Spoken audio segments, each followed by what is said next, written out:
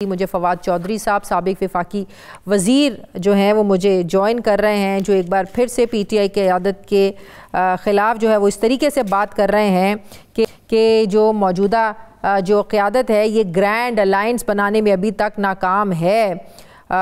तो क्यों इस मौजूदा क़यादत में कहाँ ये गलतियाँ हो रही हैं कि ये सबको इकट्ठा साथ लेकर चल नहीं पा रहे हैं, और मौलाना का जो कॉन्फिडेंस शेक हुआ हुआ है पीटीआई को लेकर, तो पीटीआई क्यों उनको अभी तक अपने साथ मिलाने में नाकाम है। फवाद चौधरी साहब, बहुत शुक्रिया, आपने वक्त दिया। अस्सलाम वालेकुम। आपको भी फवाद चौधरी साहब, 9 मई के मुकदमात में पुलिस कह रही है कि आपका रोल है, आप पे तो केसेस ऑलरेडी इतने हैं, अब आप ये भुगत रहे हैं।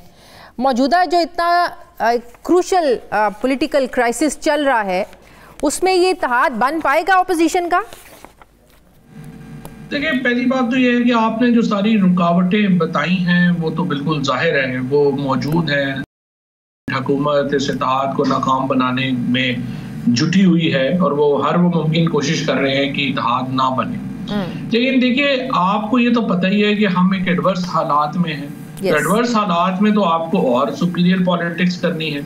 लेकिन आप देखें कि ये पहली बात तो ये है कि जो पीटीआई की लीडरशिप का ज़ाहिर है क्राइसिस है, और इस लीडरशिप में तो ना कोई सलाहियत है, ना कोई आदमी है जो कि इस इत्तेहाद को आगे बढ़ा सके, कर सके। अब देखिए, मौलाना फजलुर रहमान के बगैर पहली बात तो ये है, देखिए 2 ही सियासी जमातें हैं जिनके पास स्ट्रीट पावर है, एक मौलाना फजलुर रहमान है और पीटीआई है।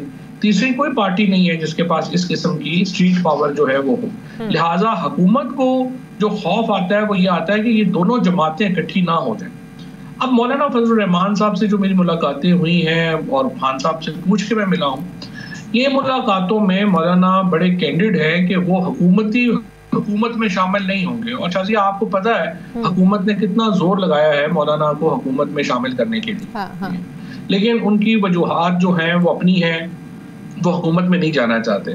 लेकिन प्रॉब्लम ये आ रहा है कि जो पीटीआई की लीडरशिप में इस वक्त इतने बचगाना फैसले और इसके तरफ आई वुड से कि पॉलिटिकली नोविसेस जो हैं वो इस वक्त चला रहे हैं कि उनको पता ही नहीं। मिसाल के तौर के ऊपर आप देखें कि पहले पीटीआई ने मौलाना को कहा कि जी हम बिल्कुल नून लीग और पीपल्स पार्टी से मुज़ाकरात जो है वो हम नहीं करेंगे आपके बगैर।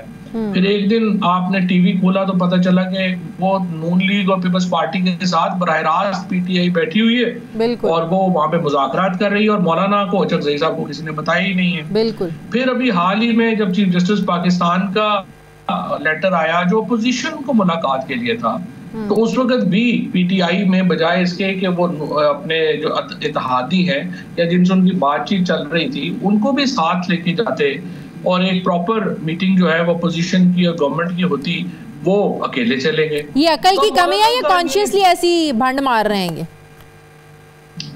देखिए, मुझे पता नहीं है, सच्ची बात है इस बात का कि कॉन्शियसली, लेकिन अब जैसे फॉर एग्जांपल अगर कल भी जो इत्तेहाद का एलामिया आया है और उसमें इमरान खान और पॉलिटिकल प्रिजनर्स की रिलीज के ऊपर एक लाइन भी नहीं है। देखिए, मुझे ऐसे इत्तेहाद को में मेरा क्या इंटरेस्ट होगा जिसमें इमरान खान की रिलीज ही। पीटीआई कहती है कि बात जब करने लगे थे सलमान अकरम राजा साहब इमरान खान के हवाले से, तो उन्हें रोक दिया गया कि इमरान खान के हवाले से उस तरीके से कोई सियासी गुफ्तगू पीटीआई पर नहीं होगी, तमाम सियासी कैदियों पर बात होगी। हाँ, यस। तो फिर क्या इत्तेहाद है? फिर आप अपना वो फिर तो कहते हैं ना, उठा लो पानदान अपना। हमें तो फिर उससे कोई गर्ज ही नहीं है। अगर इमरान खान की रिलीज इशू नहीं है इत्तेहाद का, फिर तो देखिए मेरे लिए तो अलायंस बेकार है। बिल्कुल, बाकायदा मना किया गया कि बात नहीं होगी। तो फिर उसके बाद उनको चाहिए था कि उठ के चले जाते। मुझे आप लॉजिक बता दें कि ऐसा इत्तेहाद जो इमरान खान की रिलीज के ऊपर बात करने को तैयार नहीं है, मैं उस इत्तेहाद में बैठ के क्या करूंगा या उस कॉन्फ्रेंस में बैठ के क्या करूंगा। आई थिंक जो भी पीटीआई में लोग जो इस वक्त हैं, एक तो ज़ाहिर है उनका सियासी कद है नहीं, लोग उनको इज्जत भी नहीं देते, हैसियत भी नहीं है उनकी, और दूसरा प्रॉब्लम जो है ये है कि वो इमरान खान को लेकिन आप देखें ना फवाद, इमरान खान साहब ने इनको इन ओहदों पे बिठाया है ना।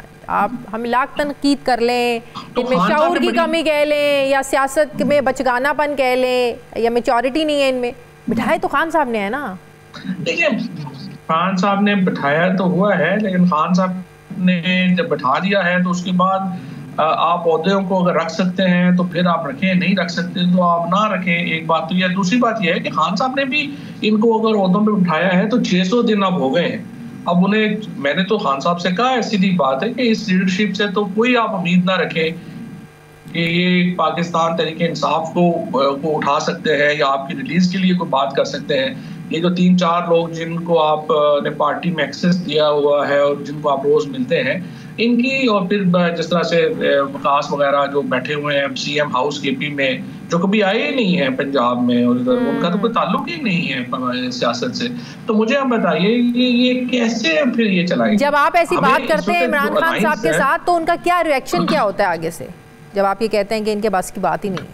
बस उनका होता है कि बस अभी गुजारा करें, तो बस गुजारा कर रहे हैं हम तो। लेकिन देखिए एक हद होगी, उसके बाद देखिए अभी मैं तो चाहता यही हूँ, मेरी अगर खान साहब से मुलाकात होगी तो मैं तो एक रिलीज इमरान खान मूवमेंट जो है वो शुरू करना चाहता हूँ। लेकिन मैं चाहता ही हूँ किसके साथ मिलके फवाद, बता के शुरू करूँ। किसके साथ? इसमें बहुत लोग हैं जो पीटीआई, सारी पुरानी पीटीआई के असल लोग हैं, वो सारे मेरे साथ इन टच हैं। वो चाहते हैं कि हम इमरान खान की रिलीज के लिए जो है एक इफेक्टिव स्ट्रेटजी बनाएं और आगे चलें।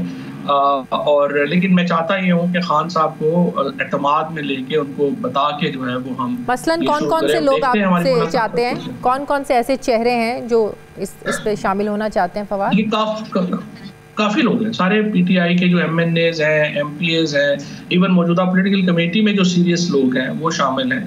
ये सारे लोग जो है वो आना चाहते हैं। वो लोग भी जिन्होंने प्रेस कॉन्फ्रेंस करी और छोड़ा, वो लोग भी शामिल हैं उनमें? वो भी बहुत सारे लोग हैं जिन्होंने मजबूरी में प्रेस कॉन्फ्रेंस की, छुड़वाया गया जिनसे। प्रेस कॉन्फ्रेंस की तो किसी ने भी नहीं है ना, आपको पता ही है, करवाई ही की गई है। तो जिन लोगों के साथ जुल्म हुआ है, जबर हुआ है मौजूदा लीडरशिप में, तो देखे ना, कोई बंदा 1 घंटा भी जेल नहीं गया हुआ। मतलब ये जो अभी 2-3 लोग हैं, सलमान राजा साहब, कितनी देर उनके ऊपर कितने पर्चे हुए, कितने देर वो जेल में रहे? 1 घंटा भी नहीं रहे। और अपना ये बाकी सारे लोग जो इस वक्त हैं 2-3, तो उन ये जो आप अगर ये सब लोग इकट्ठे हो जाते हैं जिनका जिक्र आप कर रहे हैं, तो इसको क्या नाम देंगे? पीटीआई का ही प्लेटफॉर्म होगा? पीटीआई से तो मौजूदा क़यादत समझती है कि आपका तो ताल्लुक ही नहीं है ना पीटीआई से, मौजूदा की लीडरशिप तो ये समझती है, तो किस नाम से आप लोग आएंगे? वो ये समझते हैं और हम ये समझते हैं कि उनका पीटीआई से कोई ताल्लुक नहीं है। क्योंकि देखिए सलमान अकरम राजा हो गए, या ये अपना इवन गौहर साहब हो गए, सलमान राजा हो गए, अपने ये जो बाकी ये रऊफ हसन वगैरह हो गए, ये लोगों का क्या ताल्लुक है पार्टी से? ये लोग तो अभी आए हैं, शेख वकास वगैरह हो गए, ये लोग तो अभी 8-8 महीने हुए हैं पार्टी में। वर्कर इन्हें नहीं जानते, ये वर्कर्स को नहीं जानते, ना किसी को इनका पता है, ना एमएनए एमपीएस का इनको पता है, ना ये उनको जानते हैं। ये तो ऐसे ही एक हादसे में आ गए हैं ना। तो लेकिन जो पार्टी रजिस्टर्ड है, इलेक्शन जाहिर है उनमें तो ओहदे जिनके पास है आईनी तौर पर, वो नहीं है अभी, ये वो तो रजिस्टर्ड भी नहीं है, आईनी तौर के ऊपर भी नहीं है। आईनी तौर पे तो पीटीआई एग्जिस्ट नहीं करती है।